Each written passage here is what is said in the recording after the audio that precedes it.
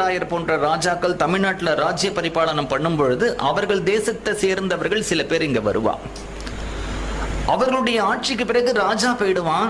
அவர்கள் தமிழ்நாட்டிலேயே ஒரு 50-100 வருஷமா இருந்ததுனால இங்கேயே தங்கிடுவா. அதே மாதிரி சரபோஜி, சஹாஜி போன்ற, சிவாஜி போன்ற, ஏன்னா இங்க தஞ்சாவூர்ல ஒரு சிவாஜி ராஜ்ய பரிபாலனம் பண்ணினா, மராட்டி தேசத்திலேருந்து அவர்கள் வந்த போது அவர்களோட சில குடும்பங்கள் வந்தா அவர்கள் இங்கேயே தங்கிட்டா. இப்படி சரித்திரத்துல இருக்கு. அப்படி காஞ்சிபுரம் அப்படிங்கிறது தென்னிந்தியாவில் இருக்கக்கூடிய 7 மோட்சபுரிகள்ல ஒன்னே ஒண்ணுதான் காஞ்சி. மீதி 6 வட இந்தியாவில் தான் இருக்கு. கங்கை, யமுனை போன்ற புண்ணிய நதிகள்லாம் சொல்றமே, 6 புண்ணிய நதிகளும் வட இந்தியாவில் தான் இருக்கு. காவேரிங்கிற ஒரு புண்ணிய நதி மட்டும்தான் தமிழ்நாட்டில் இருக்கு. முக்தி தரக்கூடிய 7 தலங்கள்ல ரொம்ப முக்கியமானது காஞ்சிபுரம்.